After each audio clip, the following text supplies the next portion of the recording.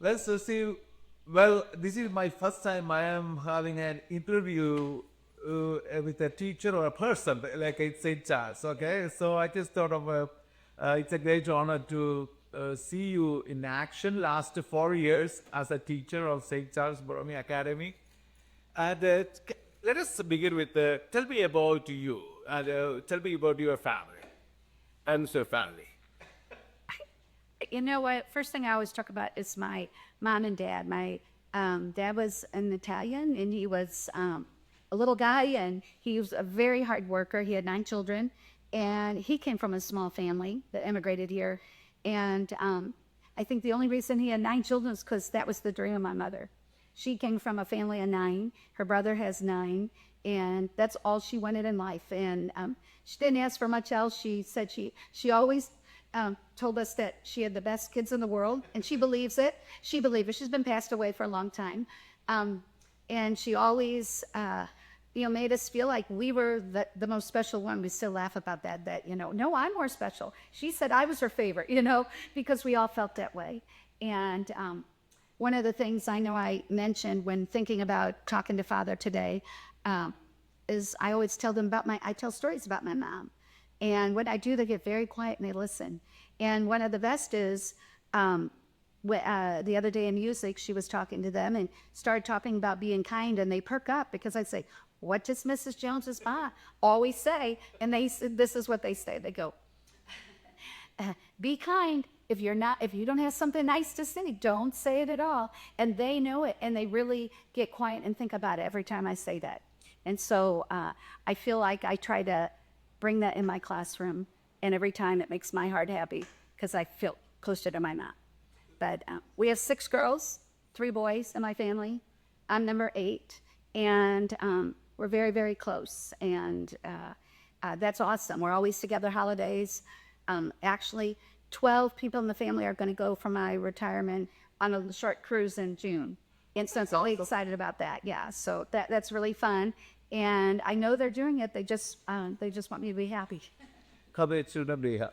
How many what? Siblings? Children do you have? I had 3, a stepson that went here 7th and 8th grade. And then I have Mackenzie, who is in Helena, Montana, and she's 32, and she went here from preschool on. And Carson, he's 30, and he went here from preschool on as well. Okay. So let me ask you this: so how many years now here in the Catholic school teaching? How many years of? 46 years in Catholic schools, 37 at St. Charles, and 40 in the Diocese of Kansas City.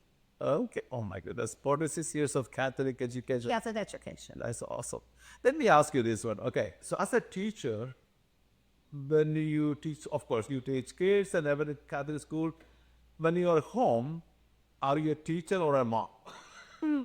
I think I really worked hard at being a mom. Okay. Okay. I did. I really worked hard at being a mom when they were little and feeling like I teach the younger ones and I know what they need.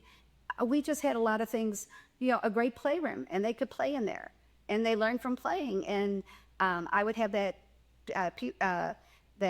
teachers. You could have someone in the North Kansas City could come and work with your kids for an hour and let you know if there was something to work on. I didn't try to teach them. I tried to just play with them and read to them. And they did. They were great, and give them lots of. My daughter says she gave us lots of experiences, music, things like that, art. We were always doing. If I heard about anything fun, the kids' symphony, we would go to those things, and so they were always ready to go anywhere. All I had to do was have a snap in the car, and they were ready to go. Because one thing was really amazed me is when we had our retreat, our teachers, our staff retreat, then we went to Chicken and Pickle, and then you told me you are passionate about you play a pickleball. Pickleball almost every day. Did you say Not every day, but I was there this morning. So 2-3 times a day? No, heavens no. But several times a week. Several times a Usually about 3 or 4 times a week. 3 or 4 times? Different places. What I love about it is all different ages can play. All the time. All different ages, and you play with all different ages all the time. I go to those places that you're mixing around a lot, and it's fun. That's one thing I love hearing from you about you is like you have a good balance. Like take good care of yourself. You are a little bit athletic. I work hard, and I look forward to taking care of myself even better when I'm retired, having more time to cook better for myself, healthy cooking. I've done some cooking classes, but never used the recipes. Looks like that is your. I'm wanting to do that. I'm really, I think, I try to take care of myself with vitamins and doing all my doctor things, but I really think, just having fun in the kitchen and relaxing is going to be great. And waking up in the morning and have a little more Bible time in the morning, quiet time for myself. I look forward to that. So it looks like that is you already have a good lesson plan for your retirement. No, actually, I thought he asked if I have a lesson plan, and I wanted to tell you, people have asked me how many more days, and I said, I am not counting. I've never counted to the end of the year because I love every year. And I also love the summertime. I love to give myself time, but I also up here a lot because I'm always preparing for the next year and the new students. And I want to say, I don't want to think too much about what's happening afterwards because I know it's going to be wonderful too. I will miss St. Charles. I'll miss this is a family here. That's what I think is special about St. Charles. It's the children. I enjoy every year. I really, really do. I mean, some classes, of course, are going to be harder than others, but I love every one, and I love every child in their own way. And I tell them that, and I think that's really important. And something I thought of, we once in a while will just stop and say, I'm kind, I'm smart, I'm important. And I can't think of 3 better things for the kids to think that they are. And they are. They all have gifts. I tell them, everyone's best at something, but you're not going to be best at the same things. And that's what's awesome. God made us different, and we're all special, but we all have our own things that we can be proud of, that we can do, whether it's making someone smile, someone laughed, someone's good at art, someone else is really good on that soccer field. And I think if we can help them to know they are all those things, we've done a good job. So, you've been teaching in the Catholic school for this 46 years. And let me ask you, what is the only one thing only a Catholic school teacher can do compared to other school teachers, as a Catholic school teacher? What's the one thing special about being a Catholic school teacher? Well, we are able to talk about that, and we're able to bring that in all the time. If someone's not, making the best choice, you just bring that in, that Jesus is right here, he's watching you. and just letting them know that, we're hurting them, or somebody else, we're hurting Jesus too. And they really be receptacle to that. They like hearing stories about Jesus. They like hearing about the miracles. They like coming to Mass. They like coming to when we've been having Stations of the Cross. I mean, you never hear anyone say, oh, it's a Mass day. No, they come, they're dressed up, and they know that that's a special day. And I think it's awesome. I like being a part of that. I love the word awesome. But that is him. Okay, Tippy, what is the one moment you can say, what is the one school moment that brings you a lot of joy? A school moment. You can...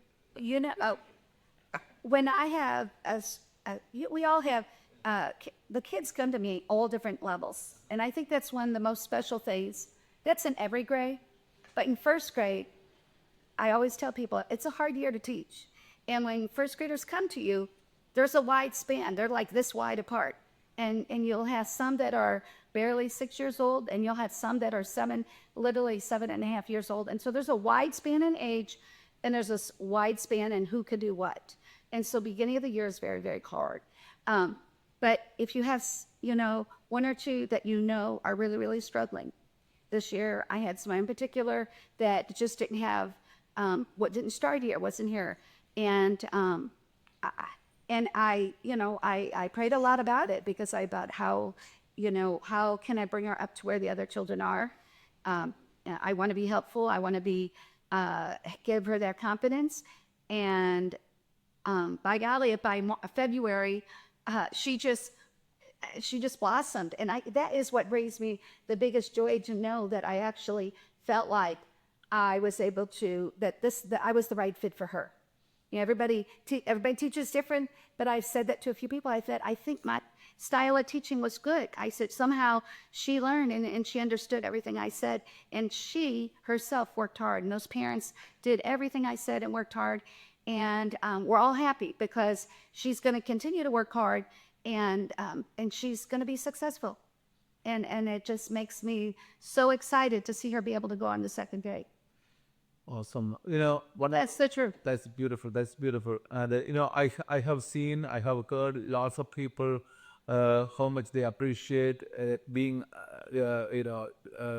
their children in your class at the first grade. And so, a couple of things I noticed, like you were adult readers, like on Tuesdays and Fridays. You became so passionate about bringing these adults in the school, so they help our children to read. Enormously. That is, They are gifts. They are gifts to our children, and it's not just reading. It's they become their friends. And you know, when the kids I know see them at fish fry or they see them at church, there's a connection, and I think the parents sometimes see that. And we write to them. We always thank them for different things, and sometimes some of them want to, and they bring little treats for them at the holidays and things. So they don't have to do that. But going right along with my curriculum is we never accept something without writing them back. And sometimes I even take those letters and put them in an envelope. I can wait till after Christmas to give them. But no, I want them to receive them special at home and be able to sit down and enjoy them. And they do. And one of them brought them back to me because I wanted to look at them for some reason. And she had all of them. She had a whole stack of them in an envelope. And you know what? And I read them, and I thought, okay, you know what? This is what's making that connection. You know, they feel important, and they are important. And so it's the best thing in the world I can give the students as well as give our parishioners. then another thing you did is like the stone soup. That is very famous. The stone soup. I can't even imagine how these kids memorize the whole path, and you make them. And of course, like you.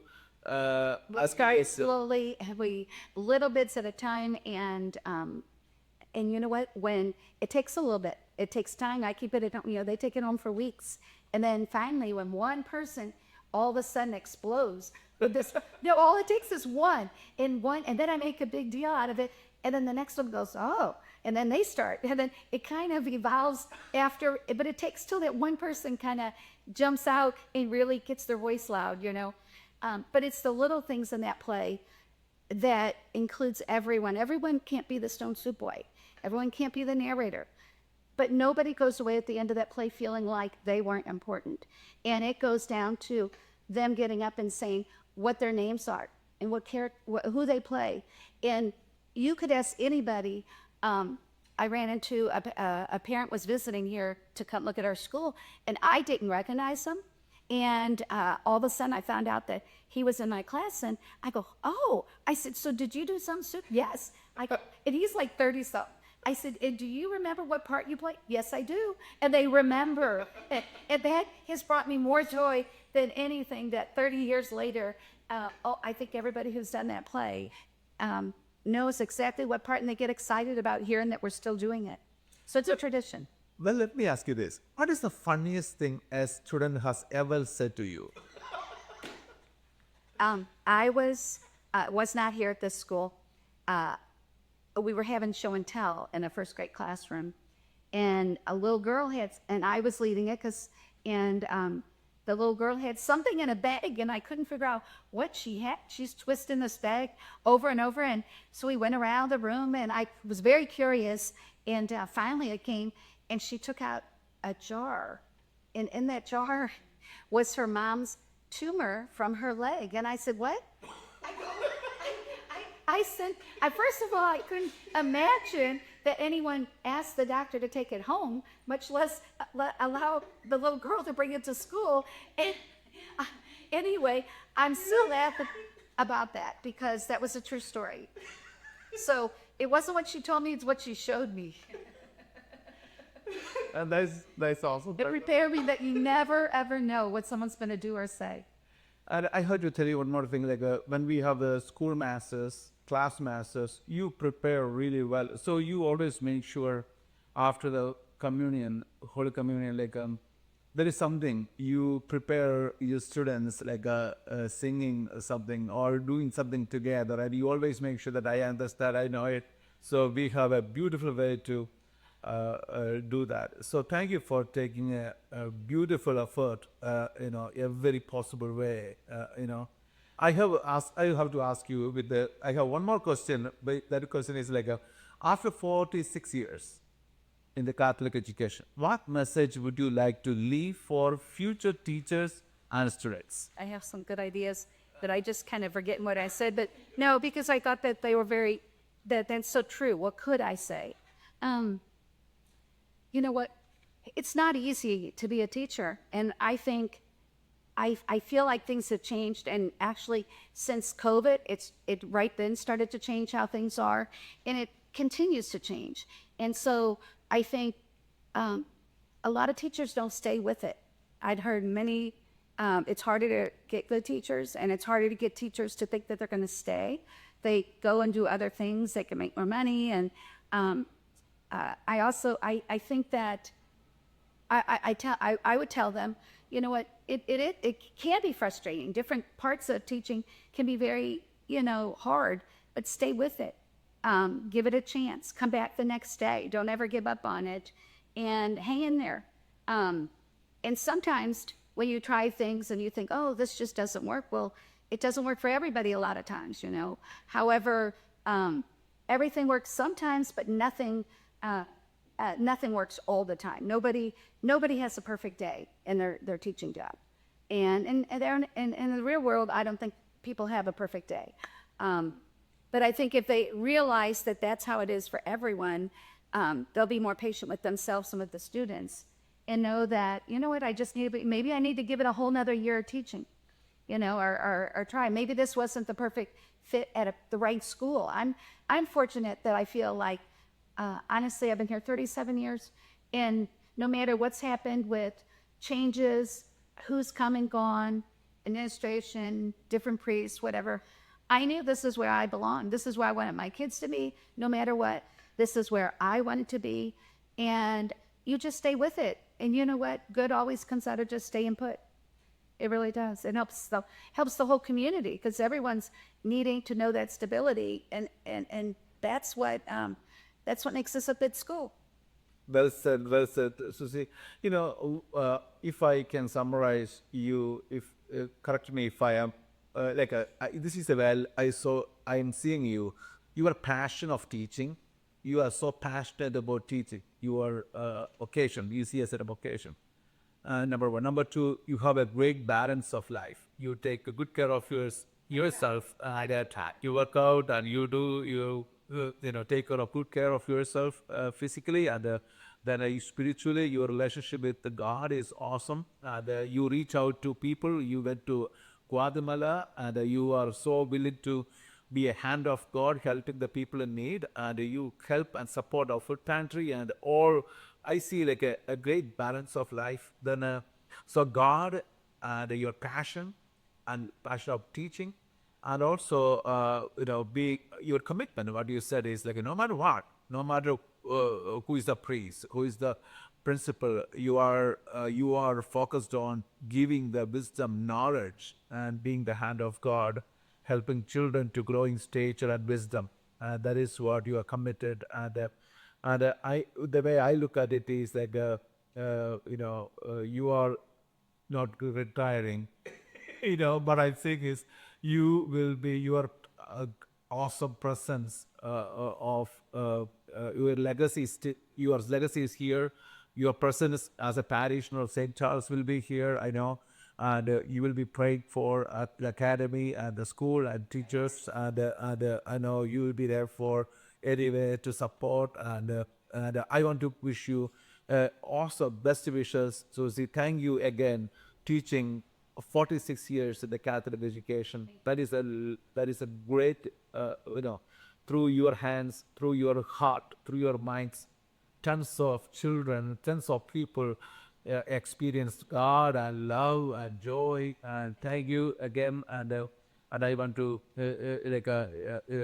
from the part of the St. George Borromeo Academy, our principal Mary and all the teachers and our school families and our parish families, I want to say thank you. And also Bishop Johnston and all our diocese and from the part of everyone, I want to say thank you for sharing your time, talent, and treasure, and for educating our children in the Catholic education. Okay, and may the Lord always bless you, Susie, and protect you. May the Lord be. Amen. And also, well, and is there anything final thing you want to say? Anything? Any? Well, when you talked about stone soup, it's there was one of your questions brought this up, and I was telling my sister that another wonderful thing is when you stay somewhere, as long as I have, the last several years, every year I'm starting to teach students of first graders that I have had. So those first graders have grown up, become parents, and are sending some of their children here. And every year, the last several years, I have had sometimes 3 and 4 parents that I have actually taught. And so that to me is a blessing. And that says a lot for our school and our parish. And to think, and they get very excited when they see activities and things that I'm still doing and they turn out to do, But so there was one little boy that was a stone soup boy, and I didn't give it to him right off the bat, and then it didn't work out on the one person who I chose. And so like a couple weeks before I said, and I knew this little boy would have been a champ at doing it. And so I said, so-and-so, would you like to be stone soup boy? He goes, oh, yes. And so then I said, well, you'll have to be, working at home. And he says, no problem. I already know it all. And he knew it already, He had already memorized the entire thing. And he was, he had a sister that was in his class. No, she was a year younger. But so he got up and people said, who was that little boy? And I said, well, he wasn't even supposed to be mine. But after that, he was so passionate about theater and getting the opportunity. I seen him for years at Gladstone Theater in the Park. And he went on to have a little theater in Kansas City. And now he's in New York pursuing theater. So that is really kind of warmed my heart. And his mom said, but one day I saw her and she said, well, you actually started him in theater. And I go, oh, my goodness. And then there's another little girl that I've been told that she is an assistant editor to a magazine in Columbia. And her mom told me that, all the writing that we did in first grade, those kinds of things that we did, and that really gave her off to a good start in her love of writing, and now she's an editor. And so there's quite a few. There's all these parents I'm just so proud of, many of the things that they do. And I think another thing that brings me joy is if I see one of them at the grocery store and I don't recognize them, but they say something to me and tell me who they are, and I talk to them for a minute. I walk away all night. I'm happy. It's really a good feeling. So thank you. I want to thank all the teachers I taught with, the principals, the priest here, all the parishioners. The parishioners bring me joy here. I love sitting with them at whether it's the St. Joseph table or the fish fry. I love serving at any of those as well. And I come to the functions because it brings me joy. And I don't have to go to those and help, and I do. Okay. So I look forward to being side by side to many of you in a different capacity over the next several years. Awesome. Thank you, Lucy. Thank you so much. Looking forward. And best wishes. And you brought a lot of joy into our campus. And you walked with children. You walked with our teachers and our parishioners. And looking forward to see you as an awesome parishioner here at St. Charles. And we will make our parish really a beautiful, awesome, visible of our awesome Lord. Thank you so much. Yeah.